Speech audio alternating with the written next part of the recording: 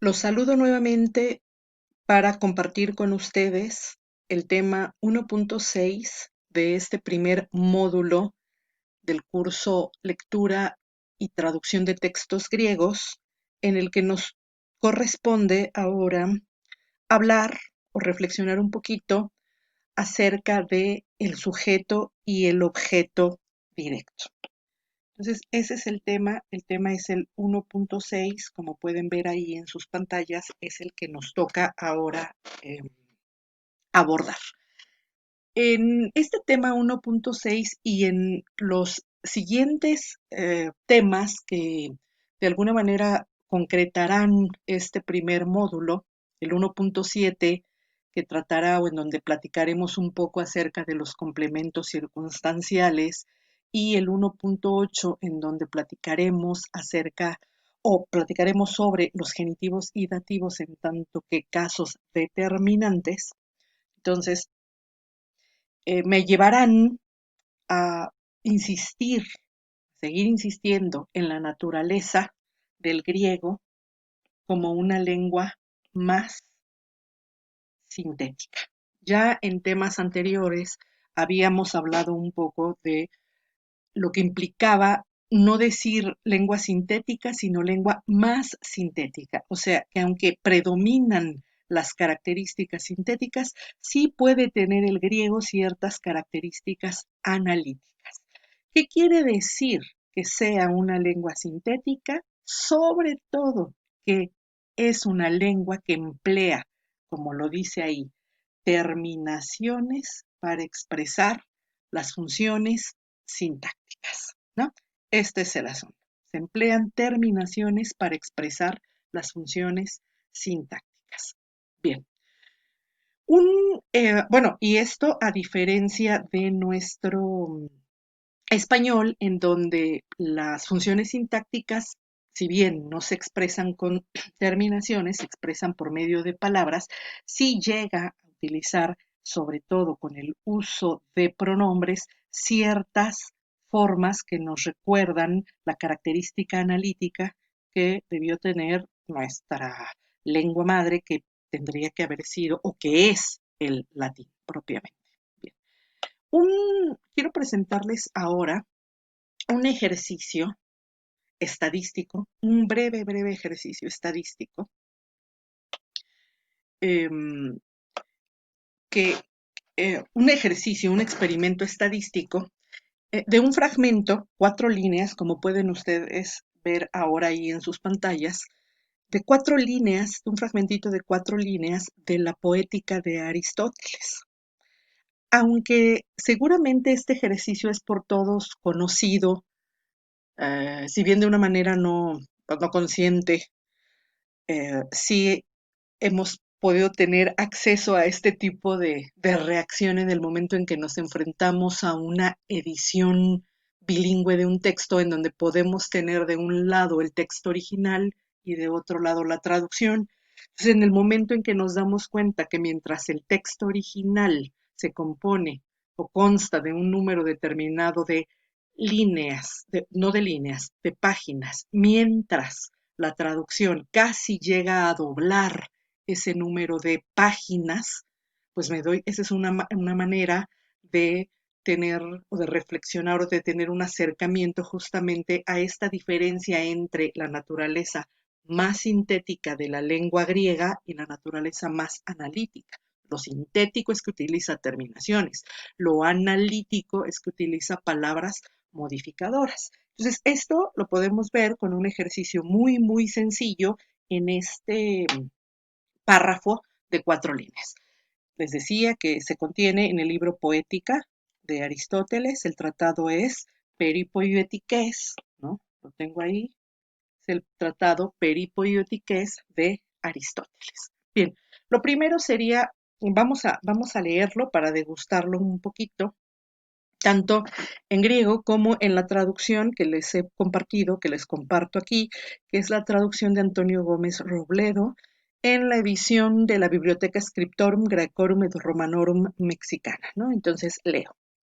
Mythos vestin heis ug hospertines oiontai ean perugenae, polagar kai apeiratoenui symbainei, ex hon enion udenesti gen.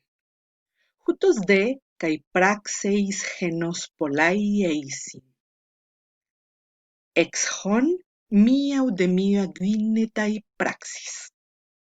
Ahí está nuestro texto. Ahora vamos a leer, voy a leer la traducción para ustedes. La fábula tiene unidad, no como algunos creen si se refiere a uno solo, pues a uno solo le suceden infinidad de cosas, de las cuales algunas no constituyen ninguna unidad. Y así también hay muchas acciones de uno solo, de las que no resulta ninguna acción única. Bien, ahora, lejos del contenido, más allá, mucho más allá del contenido, que seguramente es muy interesante cuando uno está estudiando la poética, una obra de tal naturaleza. Lejos de esto, nuestro ejercicio consiste justamente en irnos al número de palabras que contiene el texto griego, que son 38 palabras, si las contamos. En la línea 1 hay 9 palabras, en la línea 2 hay 12 palabras, en la línea 3 hay 11 palabras y en la línea 4 hay 6 palabras. Frente a la traducción española, que como podemos ver, ahí les especifico, consta de 48 palabras, que también línea por línea fui contando las palabras. Entonces, el número de palabras de la traducción en la línea 1 son 11, en la línea 2 son 15, en la línea 3 son 14 y en la línea 4 son 8 palabras. Bien, en el ejercicio, la diferencia es de, como ustedes pueden darse cuenta acá, ahora es de 10 palabras, únicamente 10 palabras, y podemos decir, pues no es mucho, ciertamente no es mucho. Esa diferencia de palabras sobre todo tiene que ver con las preposiciones y los adverbios. Bien, los adverbios y las preposiciones, el uso, la afluencia de estas palabras es un indicador de que la lengua tiene más características. Sigo insistiendo en lo analítico frente a lo sintético por medio de terminaciones. Bien, si bien en un fragmento la diferencia es de 10 palabras, imaginémonos qué puede pasar en una traducción de una obra completa. Entonces ahí sí podemos llegar a ver o sí, a ver este, esta característica que les decía de que el texto original tiene un número de palabras específicas, mientras la traducción dobla el número de palabras.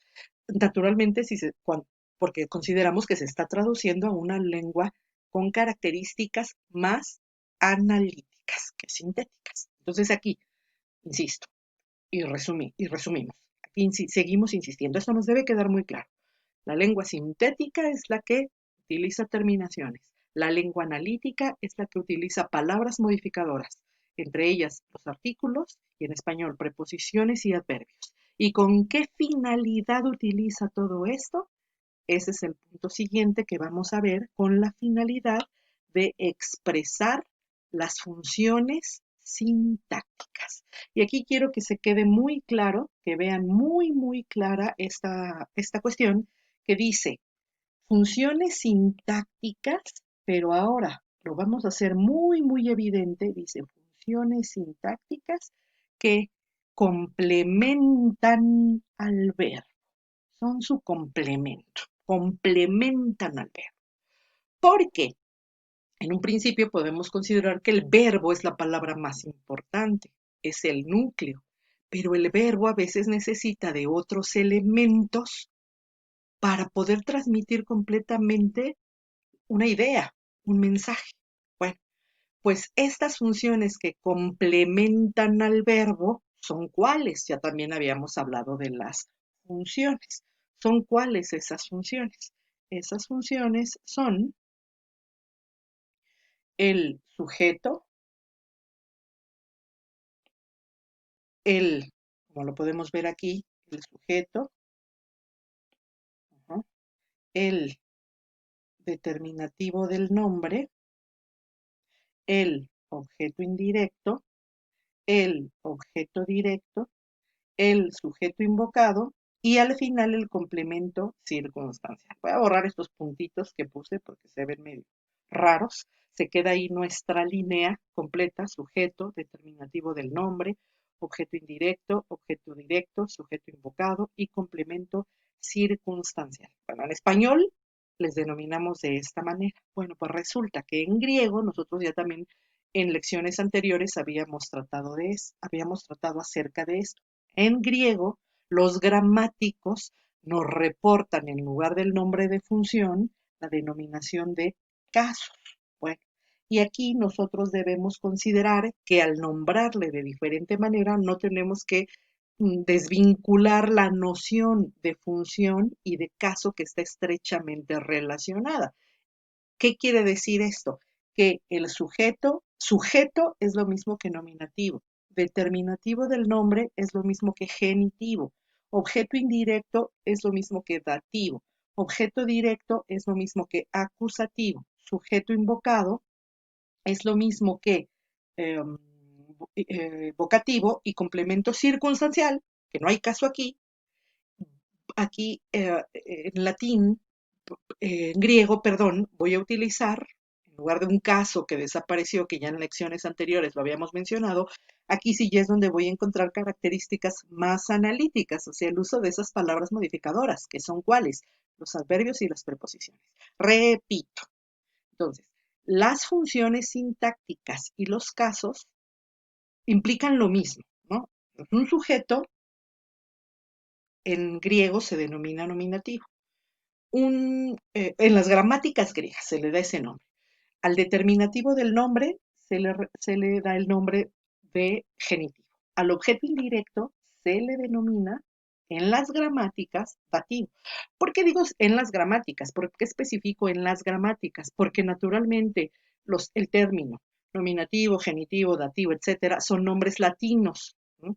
Entonces, esa es la denominación que se quedó y que emplearon gramáticos de las lenguas clásicas. Bien, entonces, el sujeto, nominativo, el determinativo del nombre, genitivo, el objeto indirecto, dativo, el objeto directo, acusativo, el sujeto invocado, vocativo y el complemento circunstancial, a falta de un caso, ya utiliza palabras modificadoras, hace un rodeo y va a utilizar esas palabras modificadoras que en griego van a ser los adverbios y las preposiciones. Bien, entonces, esta es la finalidad de los casos y de justamente de la naturaleza, ya sintética o analítica, expresar por medios específicos las funciones sintácticas. Para eso existe. ¿Y para qué se expresan las funciones sintácticas?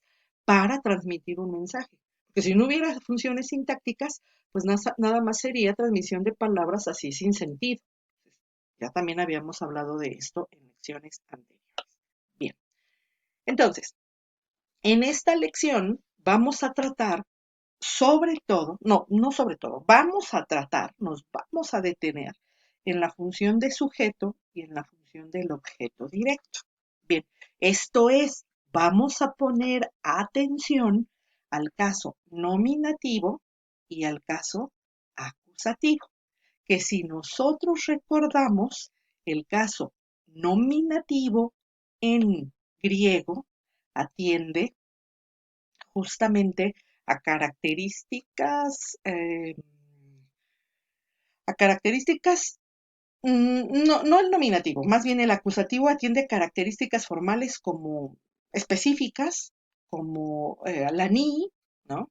Ya esto lo vimos sobre todo en la declinación del artículo y de las palabras que se declinan como el artículo, del pronombre indefinido tisti y de las palabras que se declinan como el pronombre indefinido tisti, que es sobre todo que para el caso acusativo prevalece quizá la marca, prevalece quizá la marca, la ni, y para el plural tendré como en español una marca sigma. El nominativo, les digo, ahí no vamos a recordar una terminación específica porque Esto ya depende justamente de la enunciación de cada palabra. Esto es, nosotros ahí como referencia tenemos en los nominativos para nominativos de primera y segunda declinación nuestro artículo jo, je, to. Entonces, si tengo palabras que terminan o que en su terminación incluyen el timbre o la vocal o, pues se tratará de un nominativo y sobre todo de género que masculino por el timbre.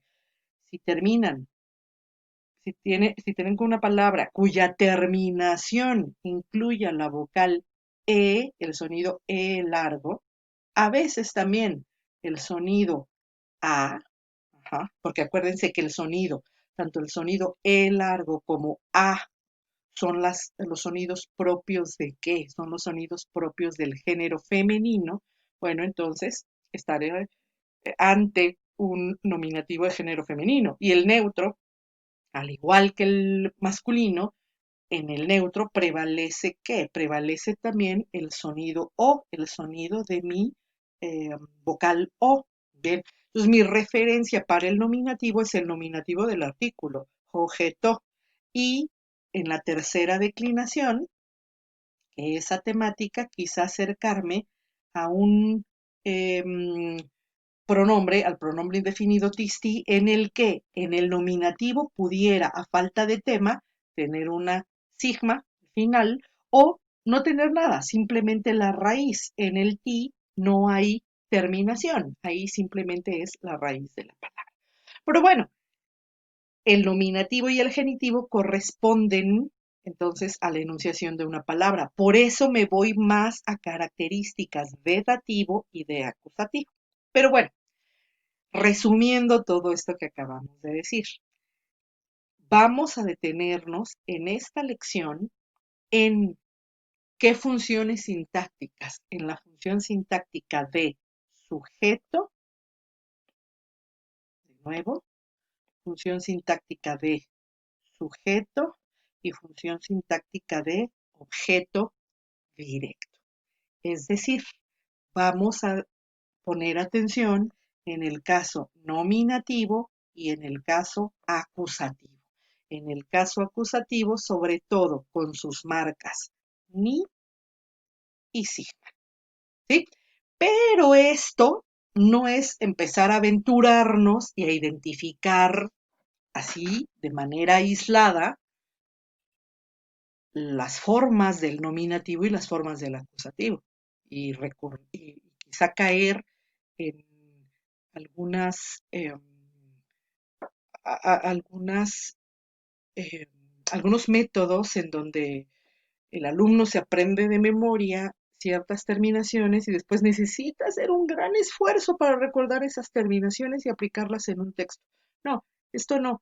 Nosotros tenemos que poner atención sí en la parte más importante de la transmisión de un mensaje, la transmisión de una idea, que es en quién, en el verbo. El verbo es el que me va a ir como si se tratara de un director de orquesta, es el que me va a ir hablando de sus necesidades. El verbo es el que me va a decir qué necesita. Me va a decir si necesita o no sujeto, si necesita o no objeto directo. ¿Atendiendo a qué? A su semántica, atendiendo a su significado.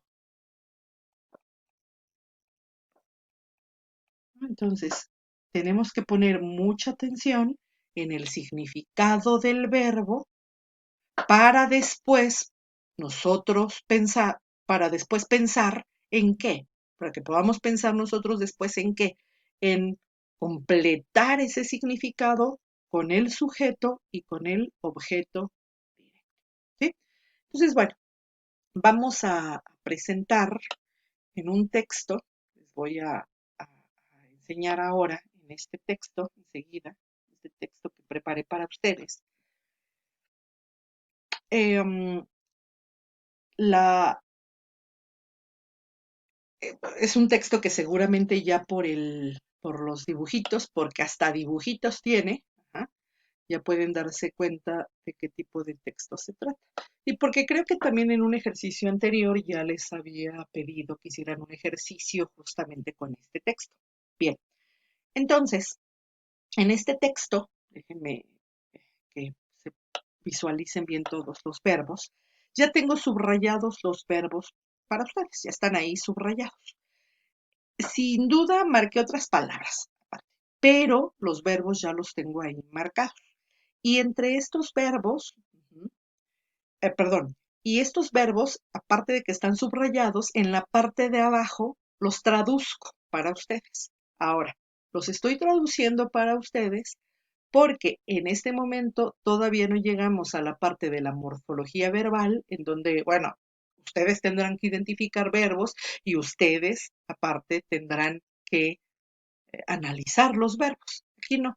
Aquí yo los identifico, los analizo y los traduzco para ustedes. ¿Por qué? Porque este es el proceso. El proceso para identificar un sujeto siempre es ¿cómo? ¿Cómo lo voy a identificar? No por su forma. Lo voy a identificar a partir de las necesidades del verbo. Entonces, por eso sigo insistiendo, siempre necesito eh, ir al verbo, siempre necesito voltear al verbo. En este tema, voy a irme un poquito más a la pantalla de arriba. En este tema, nosotros insistimos que el tema en esta ocasión es que es el sujeto y el objeto directo. Ese es el tema que estamos viendo ahora, pero es el sujeto del verbo, el objeto directo del verbo. Entonces aquí es importante señalar que el hilo conductor de estas funciones siempre tendrá que ser el verbo.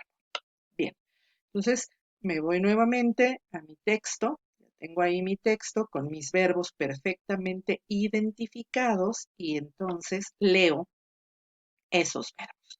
Entonces veo que los verbos que están identificados son el verbo eidon, ¿no? El verbo eidon, del verbo ver, se traduce como vi, en pasado. Ese pasado puntual en griego se le llama aoristo, ya después lo veremos, ahorita les diré que está en pasado. Bien, en el segundo, y es el único verbo que voy a ver ahorita en este primer párrafo, ¿no? Ahí está. En el siguiente párrafo tengo como verbo el egegrapto. Egegrapto. Entonces están subrayados. Así los voy a identificar en los textos.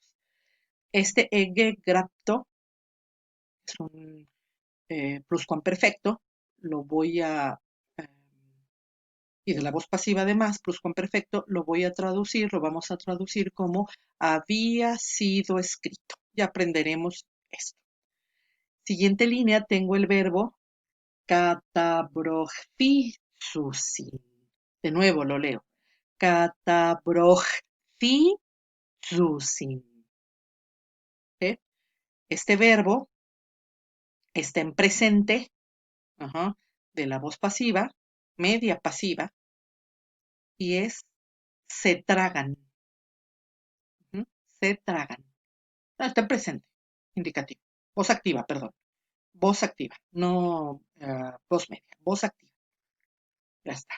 Catabrojfisusin. Bien. Luego tengo el verbo kineisthai. Kineisthai. ¿Sí? Entonces aquí lo voy a traducir como, no, perdón, el siguiente verbo es kineisthai. No se mueven. Pero acá tengo en la línea anterior, para poder traducir este adverbio no, tengo en la línea anterior el uk. Esta es la negación. Entonces, por eso estoy traduciendo ahí como no se mueven. Y después tengo otro verbo que es catheudusin, con el significado de duermen. Bien. Y después voy a tener el verbo enfimesas. enfimesas. Otro pasado, que lo estoy traduciendo aquí como reflexioné.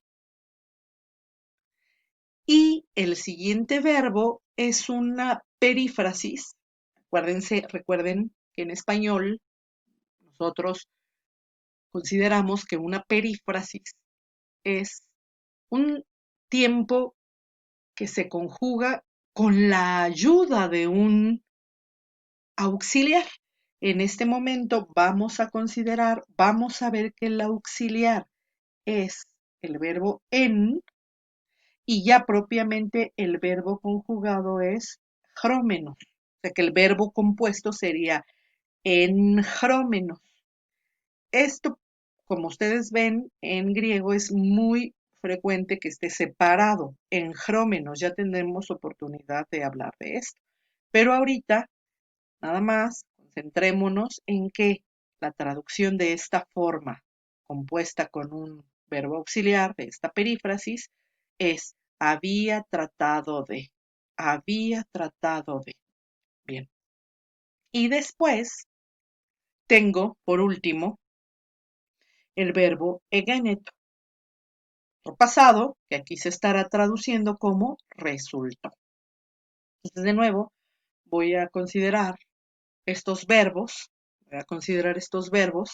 pero ahora ya se lo voy a presentar en una lista. Son los mismos verbos, pero ahora están en una lista, ¿no? Resumiendo lo que habíamos dicho, los verbos necesitan completarse. ¿Sí? Completarse para que se entienda el mensaje. Y en la primera columna de esta tabla tengo estos verbos, justamente estos verbos que vi en el texto antes leído, el texto del Principito antes leído, que son cuáles. Vi, había sido escrito, se tragan, no se mueven, duermen, reflexioné, había tratado de y resultó. Vuelvo a leerlos para ustedes, vamos a enumerarlos para que sea más sencillo identificarlos ahorita.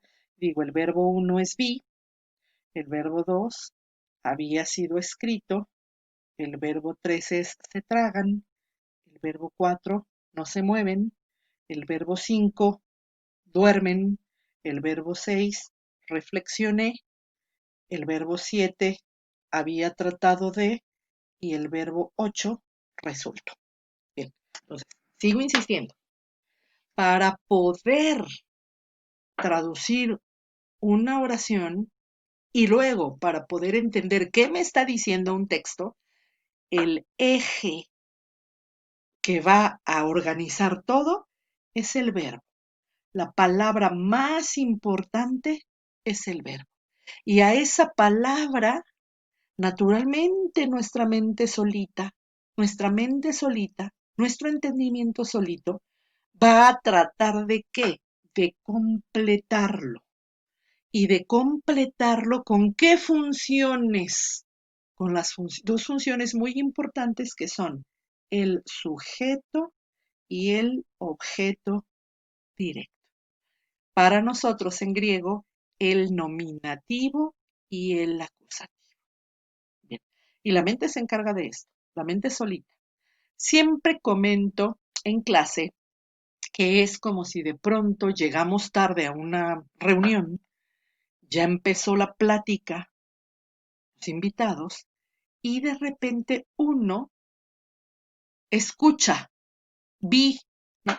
Vamos a tratar de utilizar el mismo verbo que tengo ahí en el texto, ¿no? Escuchamos, vi.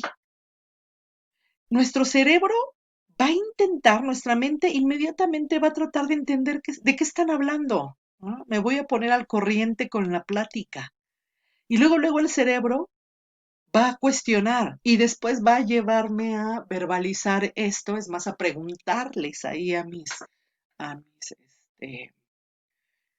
los mismos, a mis amigos, a preguntarle a los amigos reunidos en una fiesta, un café, no sé, ¿quién? Ah, no, vi, ahí no se pregunta quién, porque naturalmente que ya se está sobreentendiendo aquí que ¿Sujeto quién es? El sujeto es yo, ¿verdad? El sujeto es yo, vi, yo. Pero ahora, ahí la mente solita va a tratar de preguntar, ¿qué? ¿Qué? ¿Ah? ¿Qué viste? ¿Qué vi? ¿Ah? Entonces, eso que se responde será el objeto directo. ¿Sí? Entonces, había sido escrito. Yo pregunto, ¿había sido escrito? ¿Quién? Bueno, en este caso, ¿quién? En este caso, más bien, por la naturaleza del verbo, ¿qué había sido escrito? ¿No? ¿Qué? Se tragan. ¿Quién o quiénes se tragan? Siguiente. ¿Qué se tragan? ¿Quiénes tragan y qué tragan? ¿No? Entonces estoy poniendo atención en las preguntas, quién, que se le hace al verbo, y qué, que se le hace al verbo. Siguiente verbo. No se mueven. El 4. No se mueven. ¿Quiénes no se mueven? ¿Quiénes no se mueven? Aquí el verbo no necesita que yo pregunte qué no se mueven, ¿no? Nada más quiénes no se mueven. Lo mismo, fíjense, pasa con duermen. Si yo les digo, duermen, ¿quiénes duermen? Pero no, ya, al responder por quiénes duermen, ya no necesito preguntar qué duermen, ¿no? Reflexioné, igual que en el verbo uno, verbo 6, veo que está en primera persona. Oigo que alguien dice, reflexioné y no le pregunto quién. Sobreentiendo que está hablando en primera persona. Sobreentiendo justamente que el sujeto es el mismo, para reflexioné, es el mismo yo, igual que en el verbo uno. Vamos a ponerlo de una vez vamos a poner estos dos de una vez en griego para que se vaya viendo más bonito esto. Entonces digo ego y también ego. Ego y eco. Ahí los verbos están sobreentendidos. Vi. Igual que en español, no necesitan especificarse. Y si se especifican, lo hacen con el pronombre personal, ego. Y luego, había tratado de. Había tratado de. ¿Quién había tratado de? ¿Quién? Aquí puede ser una primera persona, yo había tratado de, o puede ser una tercera persona. Alguien había tratado de. Entonces aquí sí cabe la pregunta, ¿quién había tratado de? Entonces mi interlocutor puede decir yo había tratado de. Entonces ahí ya veo que está en primera persona. O sea, había tratado de quién y qué había tratado de. Ahí sí, mi cerebro, mi cabezota, ahí sí necesita completar la información. ¿Quién había tratado de y qué había tratado de? Y resultó. ¿Qué resultó? Ya está. Ahí pregunto, ¿qué resultó? Pues fíjense que resultó. ¿Qué resultó? Entonces, naturalmente, la mente tratará de completar, naturalmente, se tratará de completar a quién, de completar a los verbos para poder entender el mensaje. Y completar los verbos es especificar qué, especificar el sujeto y especificar en, en primer lugar, ¿no? ¿Qué funciones? Las funciones importantes, el sujeto y el objeto directo. Es decir, en griego, voltear a ver al nominativo y al acusativo. ¿Sí? Esto es muy, muy importante. Ya, si yo me regreso a mi textito, acá en la parte de arriba, entonces yo veo ahí en el textito que voy a encontrar, justamente voy a encontrar que dice vi y en amarillo les escribo, justamente ahí en amarillo, marco algunas palabras. Déjenme borrar esa marca que puse con este color y ponerlas en otro tonito para que se vea más claridad, una claridad entre el verbo, que ya lo tengo marcado en amarillo, y los elementos que están o las funciones que están completando a este verbo. Vi. Entonces aquí, ¿qué vi? ¿Qué vi? Vi thaumaston diagrama, ¿no? Aquí quiero que pongan atención en la terminación de thaumaston, ¿no? Entonces esa terminación thaumaston implicará, ahí lo tengo, implicará la terminación on, ahí tienen la terminación on, que es lo que les comentaba, que es una terminación propia de qué, propia del caso acusativo. Déjenme ponerlo con otro colorcito. La terminación on propia del caso acusativo. Entonces ahí tienen la terminación on.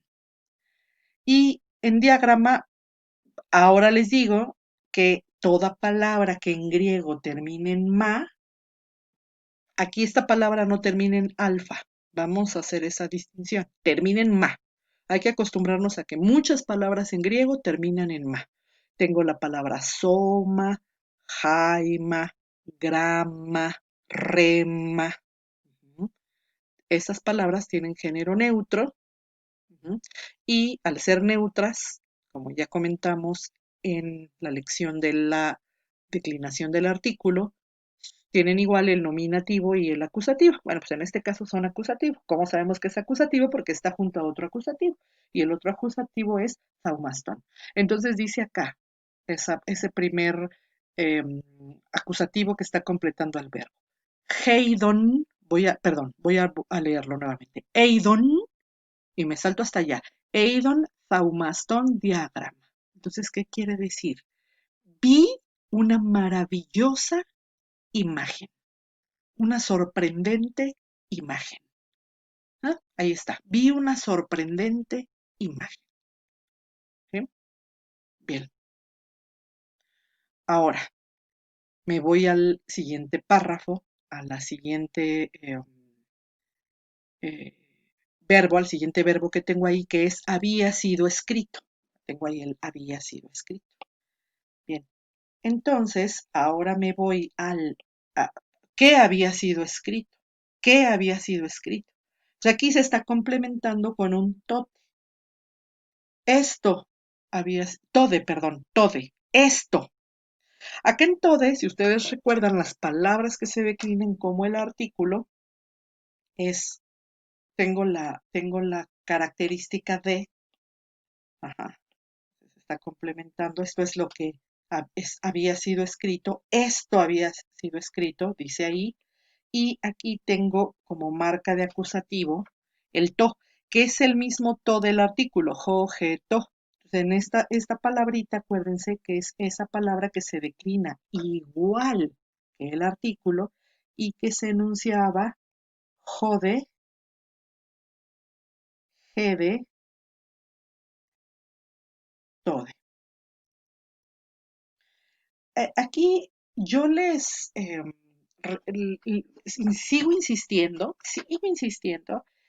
en la naturaleza de este curso ahora como un curso en línea implica que se regresen cuantas veces quieran o cuantas veces necesiten volver a las lecciones precedentes a esta. Es como cuando vamos leyendo un texto. De repente nos damos cuenta que estamos avanzando mucho, pero quizá no estamos entendiendo. Entonces, ¿qué hacemos naturalmente? Nos regresamos a releer porque no había entendido. Si necesitan ahora regresarse, si ahorita que menciono las palabras que se declinan igual que el artículo y menciono la palabra jode, jede, tode, y de pronto ustedes piensan, no recuerdo cuáles son esas palabras o no recuerdo, no sé de qué está hablando, regrésense a las lecciones anteriores. Por favor, háganlo, porque acuérdense que de esto depende que sea efectivo este trabajo que estamos haciendo ahora. ¿Sí? Entonces, ¿qué había sido escrito? Había sido escrito esto. Ahora, después dice, y después se está especificando, aquí tengo un puntito alto, y después igual que en español digo, había sido escrito esto, dos puntos, y si se fijan aquí empieza con comillas. O sea, es algo, palabras textuales o lo que ya implicaría el letrero, lo que decía, no en un letrero, sino en un libro. Bien, entonces es una cita textual. Y entonces en esta cita textual se lee, se tragan. Entonces ahí necesito completar al verbo de nuevo. ¿Quiénes se tragan? Entonces aquí sí voy a necesitar un nominativo. Necesito el sujeto. ¿Quiénes se tragan?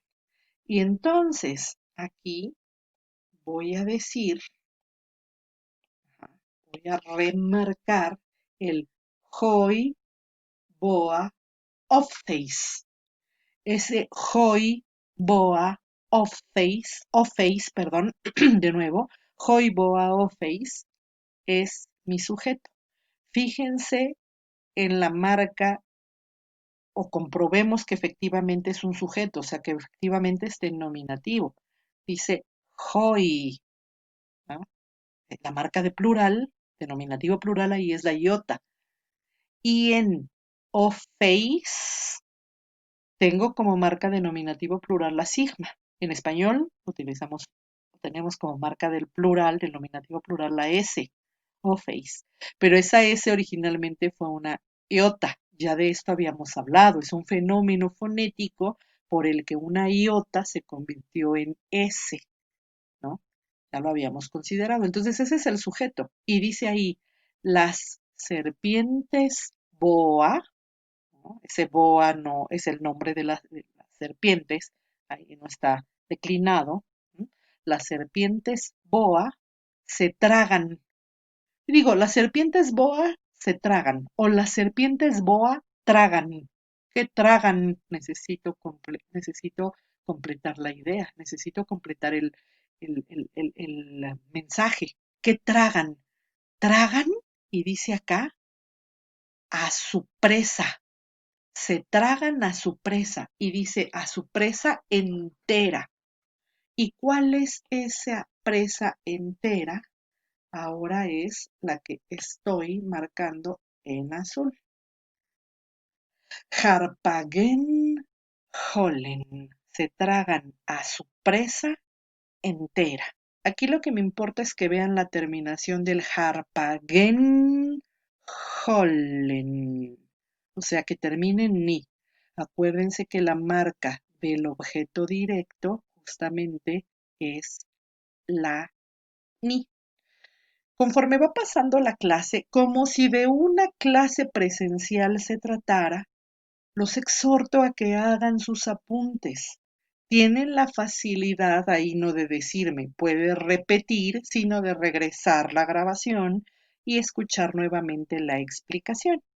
También voy a escribir esto que acabo de decir para que puedan tomar de una manera más sencilla y si quieren copiar lo mismo que eh, adoptar las mismas marcas que yo utilizo para el análisis, ¿no? Entonces se tragan. ¿Quiénes se tragan? Las serpientes, ese es mi sujeto, y que se tragan a su presa entera. Sujeto y objeto directo. Ahora, me voy al siguiente verbo y dice, no se mueven. De nuevo, ¿quiénes no se mueven? Pues sigo hablando de las mismas serpientes boa. Entonces es como una enumeración de ideas. Se tragan a su presa entera, no se mueven y duermen. Ahorita les voy a poner el texto del principito, esta primera parte también, para que eh, eh, piensen en ese análisis o contextualicen estos tres párrafos que estamos viendo. Pienso que es un texto que generalmente está al alcance de todos, ¿no? Bien, entonces, eh, no se mueven y duermen. Bien, aquí deducimos, o más bien recordamos, que justamente está hablando de que comen mucho y después con ese proceso de la digestión se quedan inmóviles, ahí se quedan, lo que nos pasa luego un poquito a nosotros también con el proceso de la digestión, no se mueven y duermen. ¿No? Bien. Y después me voy al siguiente verbo y dice reflexioné. Ajá. Ya estoy en el verbo reflexione. Entonces, acuérdense que le pregunto a los verbos siempre quién y qué. ¿Quién? Aquí no necesito decir quién, porque el sujeto ya dijimos que está sobreentendido y el sujeto es ego. Igual que en Eidon, en el texto Eidon, el sujeto también era ego. Ujú, ya lo escribí allá arriba. Bien. Entonces, reflexione quién, ego. Bien. Y después dice, había tratado de. Bien. ¿Quién había tratado de? Pues sigue siendo aquí la primera persona. Yo había tratado de. Yo había tratado de. Entonces, aquí pongo los tres puntitos porque si ustedes se van a esta perífrasis, si ustedes tratan de utilizar esta perífrasis en español, dice, la completan generalmente con un infinitivo. Dicen, había tratado de estudiar, había tratado de descansar, había tratado de dormir. O sea, siempre después de la preposición de va un infinitivo. Ese infinitivo aquí es lo que ahora lo borro porque ya lo había puesto con amarillito y lo pongo en color azul porque es lo que está complementando al verbo había tratado de. Entonces, había tratado de qué? De dibujar, de trazar. Ajá. Había tratado de trazar, había tratado de dibujar. Ujú. Y esto que está, este infinitivo que va después de la perífrasis había tratado de, pues funge como el objeto directo, esto sería el objeto directo del verbo había tratado de. Bien, fíjense que parece difícil, pero no es nada difícil. Es un ejercicio que como todo ejercicio requiere práctica y es de lo que a partir de ahora vamos a estar haciendo con ejercicios. Bien, que es identificación de verbos y a partir de ese verbo considerar su significado, su traducción, a partir de ese verbo, identificar quién es el sujeto y cuál es el objeto directo. O sea, preguntarle a ese verbo quién y qué. Bien. Entonces, ya por último tengo el verbo resultó, tengo el verbo egéneto, resultó, y digo, resultó, ¿qué resultó? ¿Qué resultó? Ajá. Entonces, necesito el complementarlo. Aquí tengo el resultó, que ya lo había marcado para ustedes con amarillo. Lo voy a remarcar en azul para que vean que esto resultó esto, toionde se traduce como esto, es lo que está complementando al verbo resultó. Esto resultó. Entonces, esto hace las veces de un sujeto, el sujeto del verbo resultó. Esto resultó. Es como si dijera, esto surgió, esto aconteció. Es más, me gusta más esa traducción. Me gusta más decir aconteció. Esto pasó, luego también decimos, esto pasó, ¿no? Entonces, ese toyonde aquí está complementando, ¿no? Este toyonde, esto pasó, creo que ahí no quedó muy, esto pasó, toyonde, ahí está completando a el verbo egéneto y se sobreentiende eh, y se aclara la transmisión de ese mensaje, ¿no? Entonces ya quedó ahí claramente. Si nosotros quisiéramos completar esto en la tablita de aquí abajo, ¿no? Bien, ahí podría decir, primer verbo, vi. ¿Y qué vi?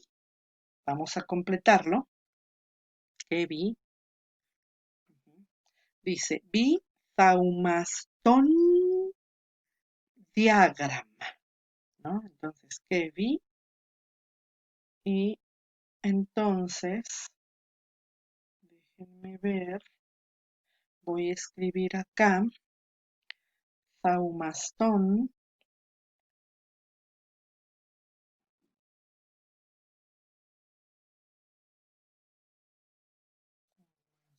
ton, zaumastón, después tengo diagrama.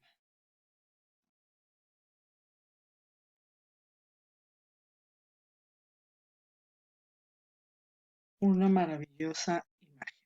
Déjenme, es que como lo estoy haciendo en muy pequeñito, déjenme escribirlo un poco mejor. No se desesperen,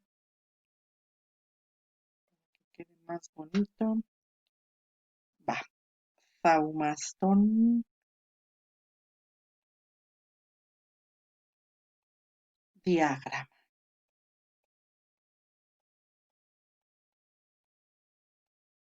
Zaumastón, diagrama. Hasta la primera. Y después, había sido escrito. En mi texto dice, había sido escrito y dice, esto había sido escrito. Todo. Esto fue escrito. Esto había sido escrito. Y lo que había sido escrito después en el texto está entre comillas. Son esas palabras textuales. Y después dice se tragan. ¿Quiénes se tragan? Es el siguiente verbo. ¿Y quiénes se tragan? Aquí en el texto dice que se tragan Hoi of Face, las serpientes. Hoi of Face. Ajá. ¿Y a quiénes se tragan las serpientes? A su víctima, Harpagen.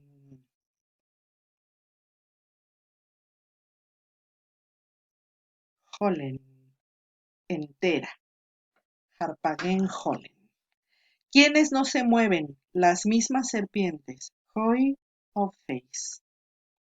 Hoi of Face boa, dice también, ¿no? Y las mismas son las que no duermen. Aquí es. Y duermen. Hoi of Face, las mismas. Ajá. Y después reflexioné. ¿Quién reflexioné? ¿Quién reflexionó? Dice, reflexioné. Ya está, yo. Bien. Y después dice, había tratado de, ¿quién? Sigue siendo el sujeto. Ego, ¿entendido?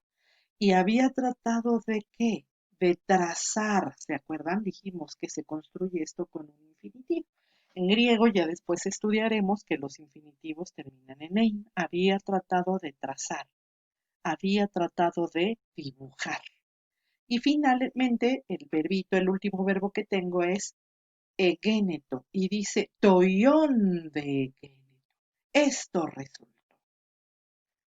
Toión de egéneto. Esto resultó. Entonces así se completa esta tabla en donde a partir de los verbos es importante, sigo insistiendo en esto, es importante recordar que a partir de los verbos es que se va a indagar en quién realiza la acción y si su significado lo requiere, qué acción es la que se está realizando.